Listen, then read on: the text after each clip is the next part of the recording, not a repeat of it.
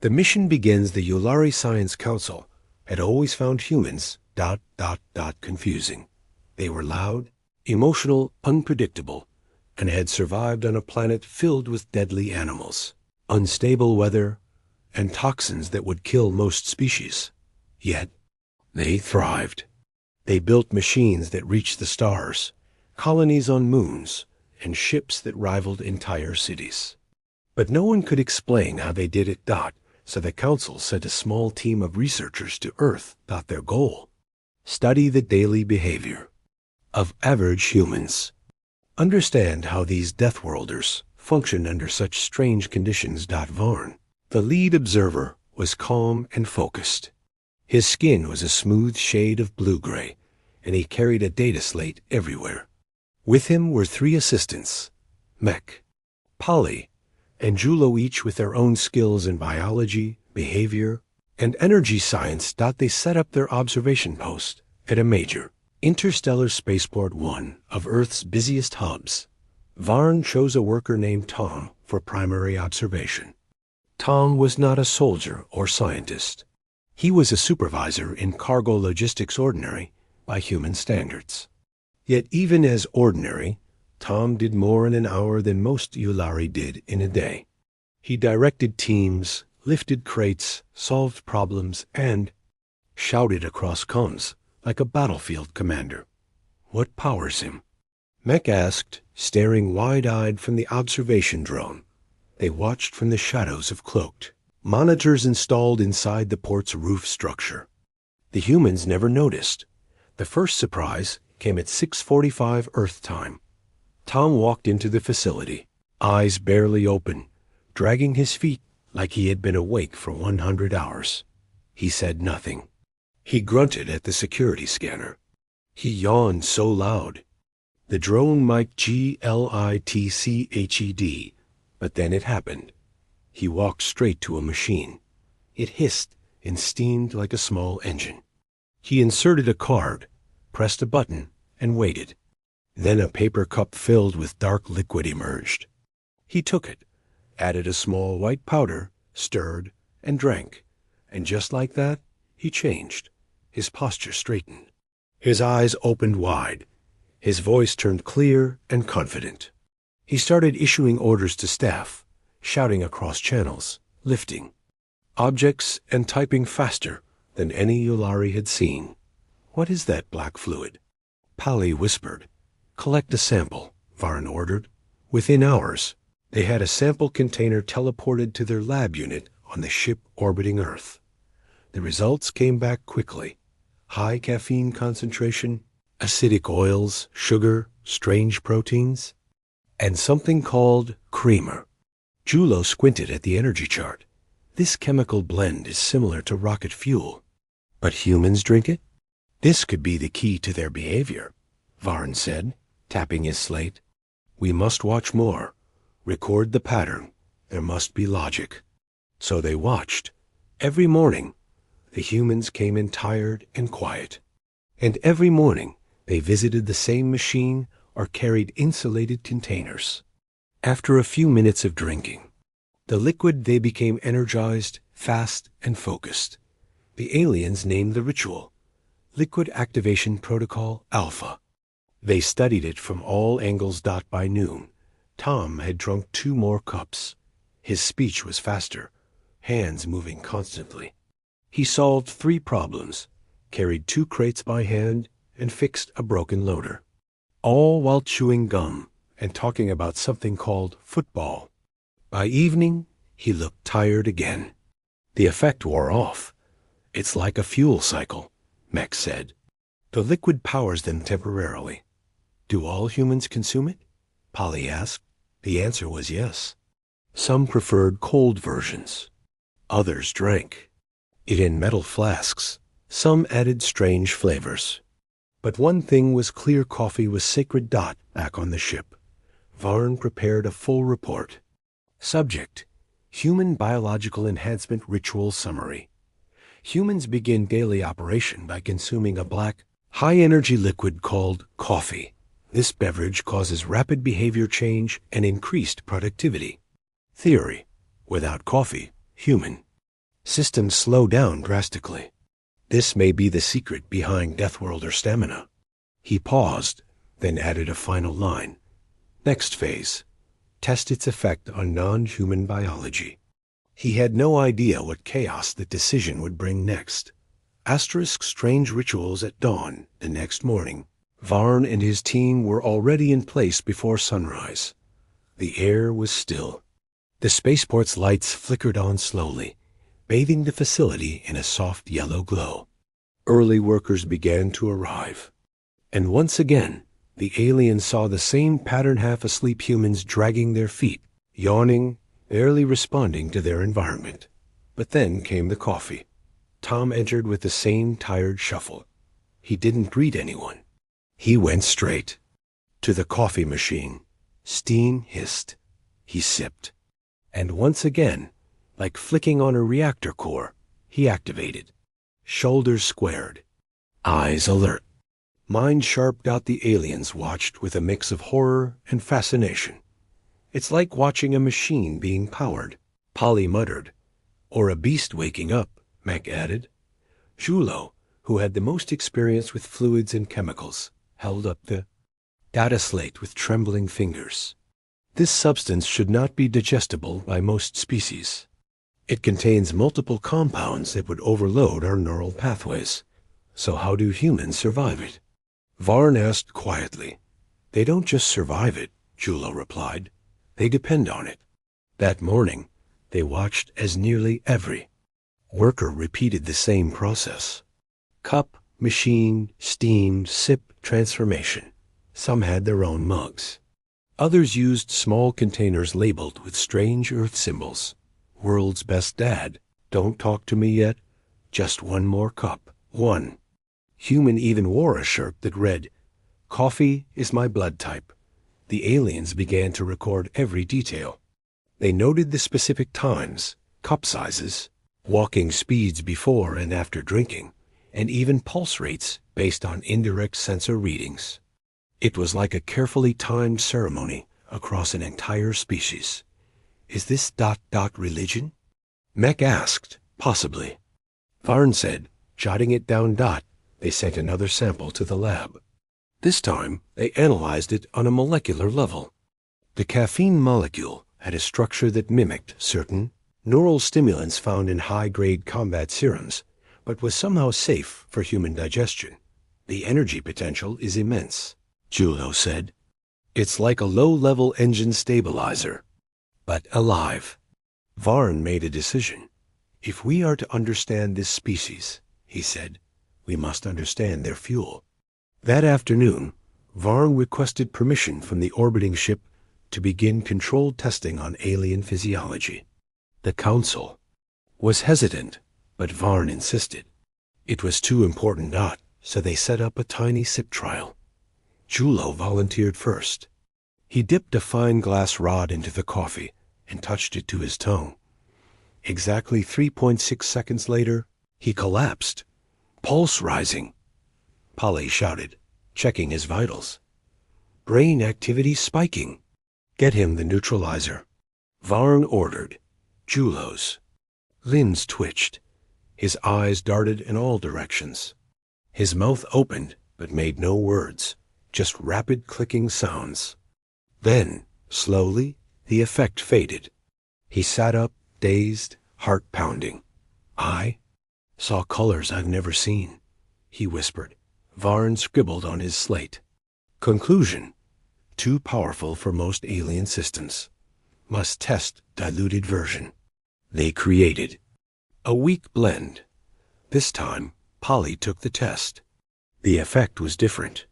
Her posture improved, her senses sharpened, and her thoughts moved faster. At first ... but within 20 minutes, her hands were shaking. I can hear gravity humming, she said, eyes wide. That's not normal. Later that night, the team sat together in silence, thinking. They don't just drink coffee, Varn said at last. They need it. It binds their social patterns, activates their focus, and powers their civilization. And it would kill most of us, Mech added. So, what happens? Julo said slowly. if they ever run out of it. The room went quiet. Varn stared out at the dark horizon of Earth below. Then we pray we're not around to see it. Outside, down at the spaceport, Tom laughed loudly with his coworkers, raising his coffee cup like a trophy.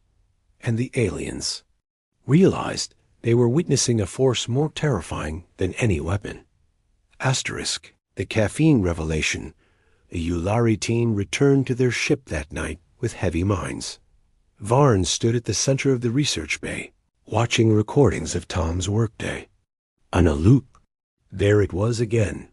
The sluggish walk, the coffee sip, the sudden burst of activity. Over and over. Dozens of different humans. Different sizes, genders, skin tones, but the same result. They all seemed to reboot after drinking that liquid. Mech pointed to a scene on the screen. Look, before coffee, he fails to lift the heavy crate. But after his third sip, he not only lifts it, he throws it onto the loader.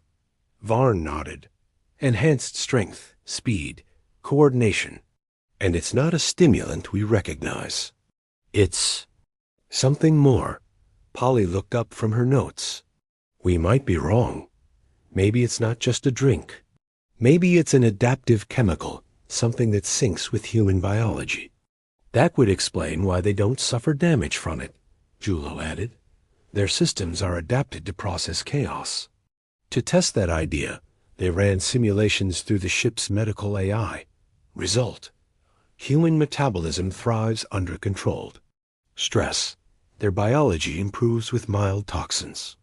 Coffee, especially caffeine, acts like a neural optimizer. For humans, it wasn't poison. It was fuel.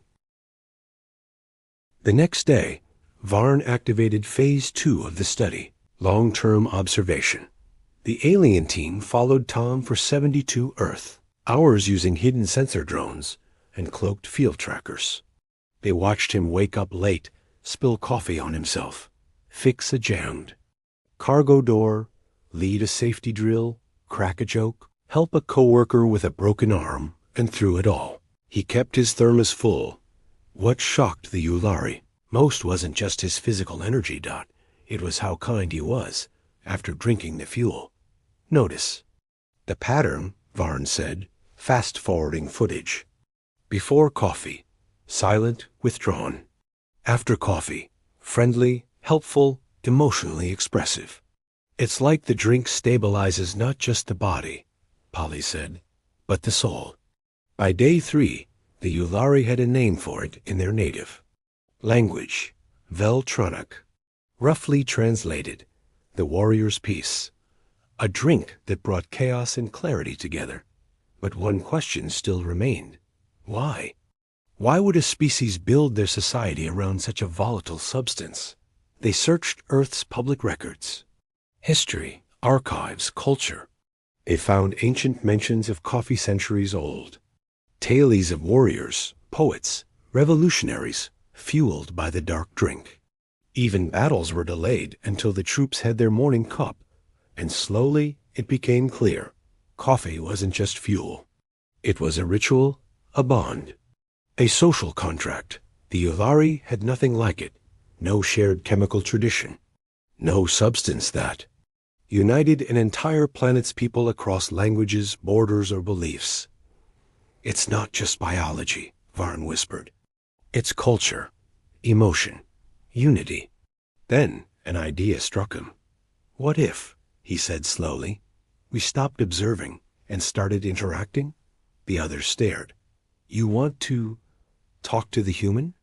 Not just talk, learn. Ask him about the coffee, why it matters, how it makes them stronger. Polly blinked. Do you think he'll tell us? I think, Varn said, standing tall, he'll offer us a cup. Back at the spaceport the next morning, Tom was drinking from his favorite mug 1 with the words, Instant Human. Just add coffee, printed in bold letters. As he took a long sip, a small holographic projector flickered on near his console. He squinted. Huh? Then a small blue-gray face appeared, nodding politely. Hello, Varn said. My name is Varn.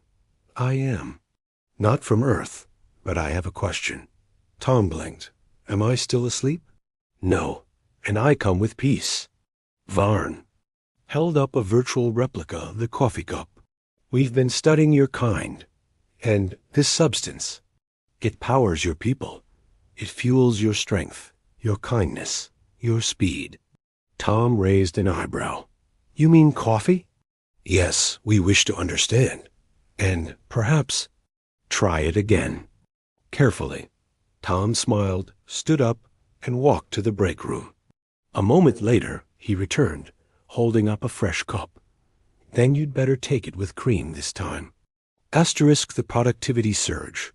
The Yulari ship hovered quietly above Earth's atmosphere, running hundreds of simulations and analysis threads. And now, they had something better than data permission. Tom had given Varn not just coffee he'd given. Understanding. A bridge. An explanation. I don't really think about it that much, Tom had said with a laugh. Coffee just helps me get through the day. Wake up the brain, clear the fog, you know? To Varn, this fog was a fascinating concept.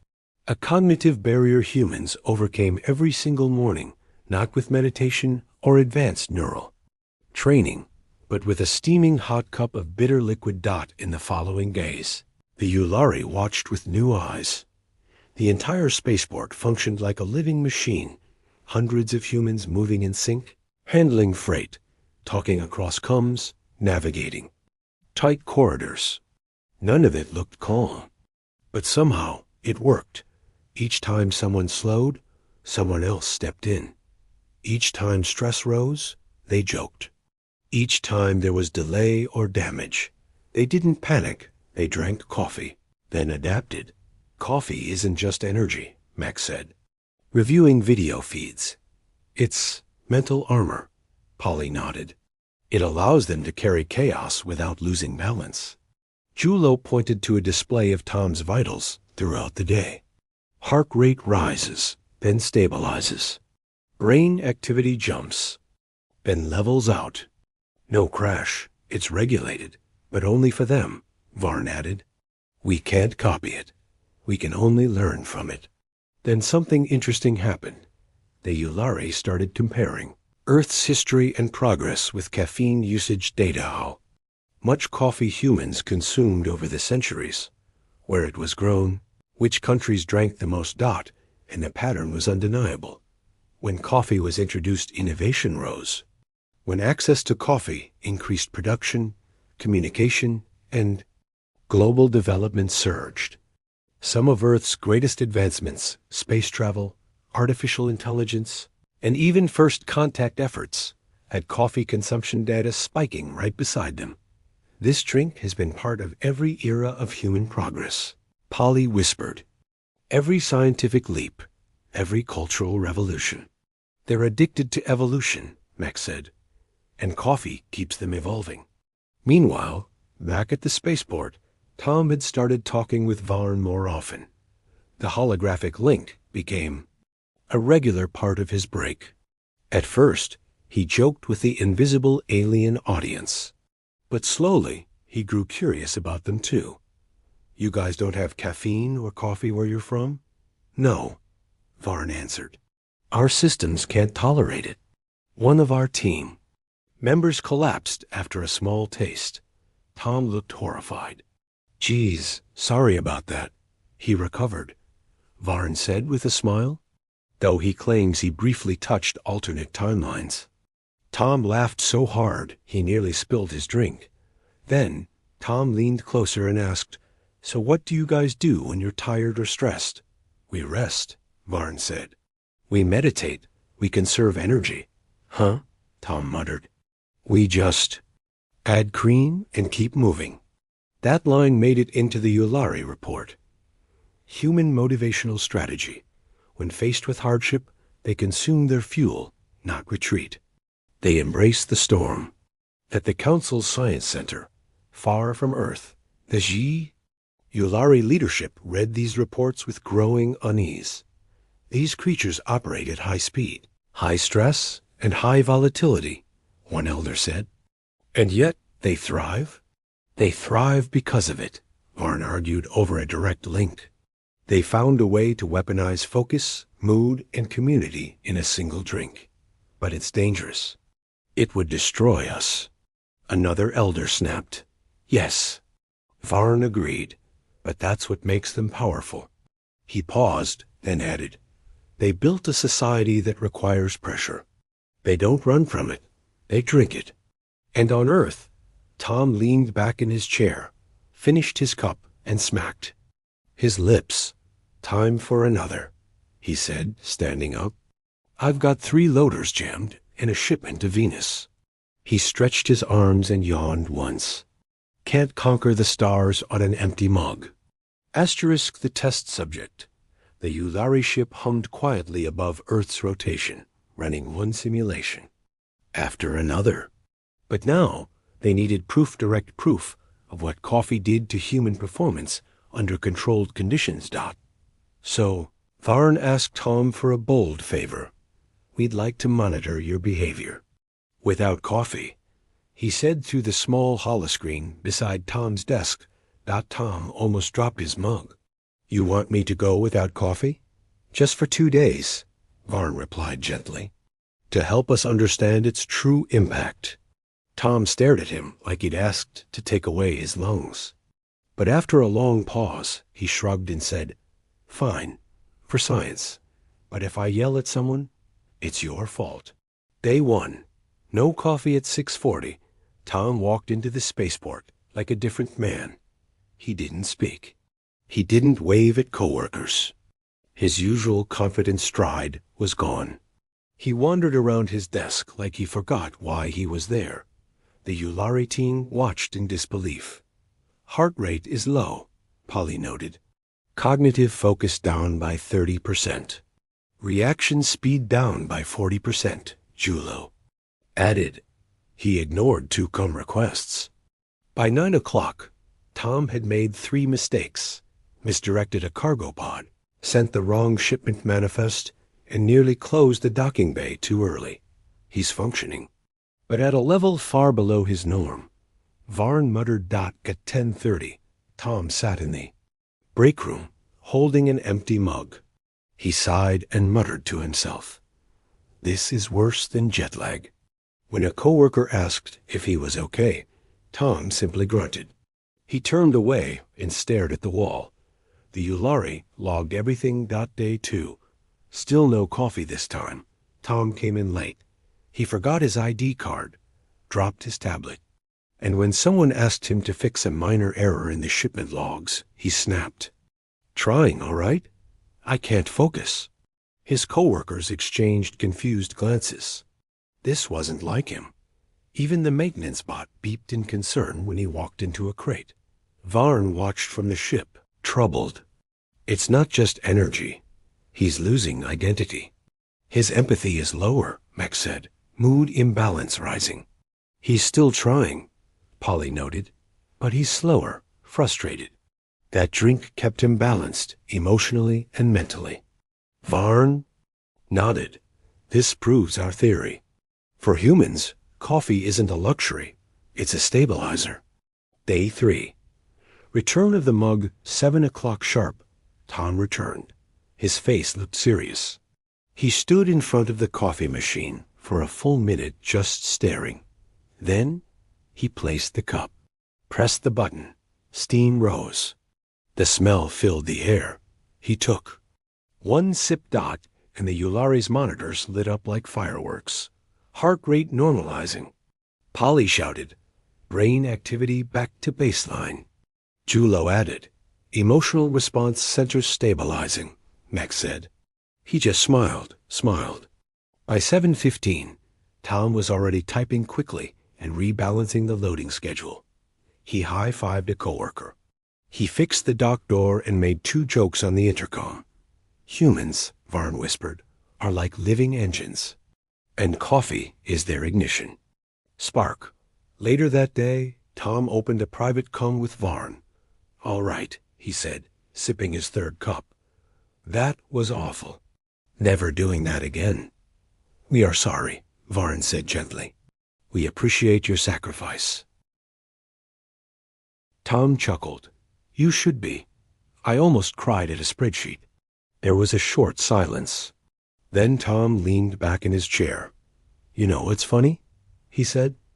"It's not just about the energy. It's the moment, that first sip.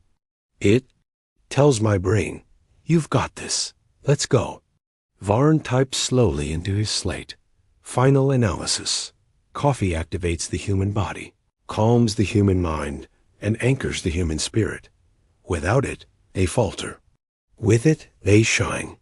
But deep within the Yulari Science Council, Varn's reports were sparking alarm. "They're drinking rocket fuel casually," one leader said. "This is a warning sign." "No," another whispered. "This is a signal. Humanity was built to survive pressure. And this coffee is how they focus that chaos into progress." And back on Earth, Tom finished his cup and smiled. "All right, team," he said over the intercom. "Let's move cargo like caffeine just hit our bloodstream." The aliens understood, because it just had. Asterisk, a dangerous discovery. High above Earth. The Yulari Science Council gathered in a private transmission chamber. Dozens of senior minds reviewed Varn's report line by line, their long robes shifting as they murmured in quiet alarm. One by one, the projectors displayed images of humans before and after coffee.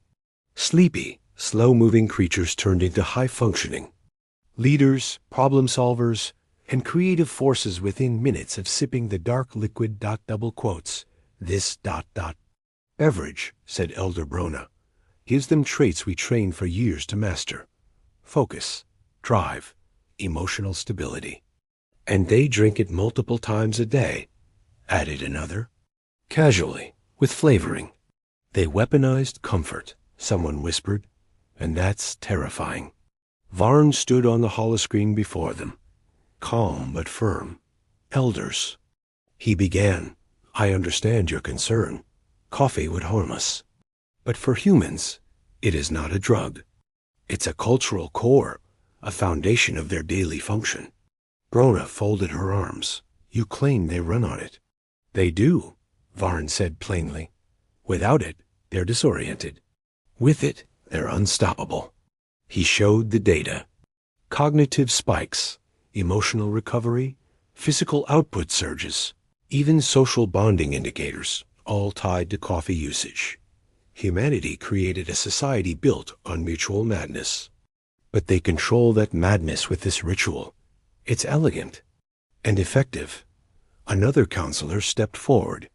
"And if they turn that focus toward war," Varn hesitated, "then they will not stop." The council fell silent. Coffee, something the Yulari couldn't digest, gave humans a consistent, reliable advantage. It allowed them to operate in high-stress environments, make fast decisions, stay creative, and bond through shared hardship. All through a liquid that smelled, to the Yulari, like burnt plants and chemical smoke. "We can't match this," Brona admitted. "We've spent centuries seeking peace, but humans thrive in chaos, and they enjoy it."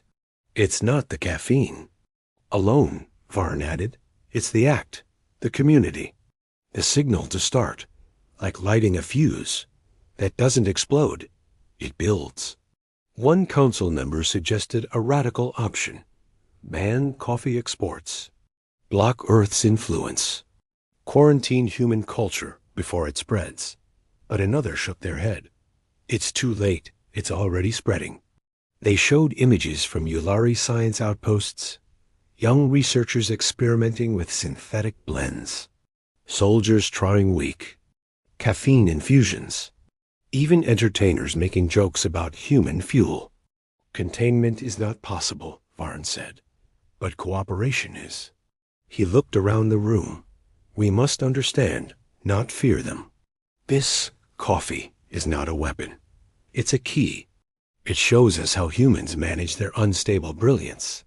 Meanwhile, down on Earth, Tom was relaxing in the break room after completing his shift 2 hours early.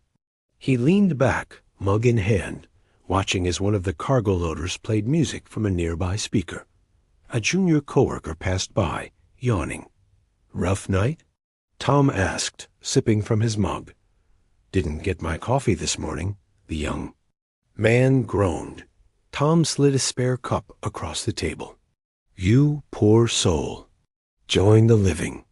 Back on the Yulari ship, the crew had adopted their own version of the ritual. Not real coffee, far too dangerous, but a warm blend of safe herbs and spices that mimicked the feeling of the human drink. They called it Kaffalan, the mind wake. It wasn't just a copy. It was a gesture, a shared moment of focus. Inspired by humans. As Varn sipped the bitter, earthy brew, he smiled faintly. "We may not run on rocket fuel," he said softly, "but we've learned to respect those who do." He opened a new report. Subject: Cultural Exchange Potential. Phase 1 title: Coffee Diplomacy. In the stars above, a new kind of understanding had begun. And it started with a single sip. Asterisk, the galactic brew craze. 2 months had passed since. Varn's report went public across Yulari research channels. At first, it was dismissed as humorous, just another strange human habit, like their obsession with pets or wearing socks indoors. But soon, other species began to notice something deeper. The footage, the data, the transformation. And then, the coffee shipments began. Earth's trade ships, once known mostly for metals and rare circuit components, started carrying crates of roasted beans. Markets across 3 sectors opened stalls labeled Human Brew, Caution, Highly Energizing. Aliens from dozens of worlds wanted to try it. Carefully. At first, only a few dared. The strongest species, the stone-skinned Barlek, the fast-twitch Kinari, handled a sip or two with only minor twitches and wide eyes. Word spread fast. And then came the challenge trend: 1 sip of Deathworld brew. Videos flooded the galactic nets. Aliens taking a sip, reacting with wild expressions, some dancing, others speaking too fast. One even attempted to write a novel in 30 seconds. Human social media laughed, cheered, and shared. Earth's diplomats leaned into the chaos, offering sample kits with safety warnings. Consume at your own risk. Results may include clarity, chaos, or dancing. Back aboard the Yulari ship, Varn stood by the observation window, sipping his new favorite substitute drink. The real coffee set, sealed in a safety vault just in case. The crew had fully adopted their morning mind-wake ritual. No longer just watching humans, they now mimicked the practice: quiet sips, peaceful silence, and then a collective readiness to face the day. It wasn't the drink itself. It was what it represented. Focus. Belonging. Motion. One morning, Tom appeared on the holo again, holding up a brand new mug that read, "Powered by coffee and poor life choices." Varn smiled. "Another human proverb?" Tom laughed. "Something like that. Thought you might enjoy it." "We do," Varn replied. "And we have an announcement. The council has approved cultural exchange. You'll be receiving a Yulari recipe packet called Kaffalan. It's our tribute to your brew. No caffeine dash, just ... intention." Tom blinked. "You're sending us alien tea?" "We prefer the term inspired beverage," Varn said. "Well," Tom smirked, raising his cup, "may your inspired beverage keep your circuits running." "And may your coffee keep your galaxies spinning," Varn answered. They toasted. Across light years, within months, human cafes started opening on interstellar stations. Signs proudly hung in galactic common. Caution, hot liquid, strong enough to launch a warship. Some alien diplomats began arriving to peace talks with Earth-holding travel mugs. One Yulari ambassador famously addressed the galactic summit. After a cappuccino, his speech was called the most inspiring rant in council history. Across the stars, a joke became a truth. You can argue with a human, but not before they've had coffee. In the end, It wasn't Earth's weapons or ships that changed the galaxy first dot. It was a cup, a ritual, a reason to pause and then rise stronger. Because while humans were still Deathworlders, feared for their will and chaos, now they were known for something else too. The species that ran on fire and learned how to hold it in a cup.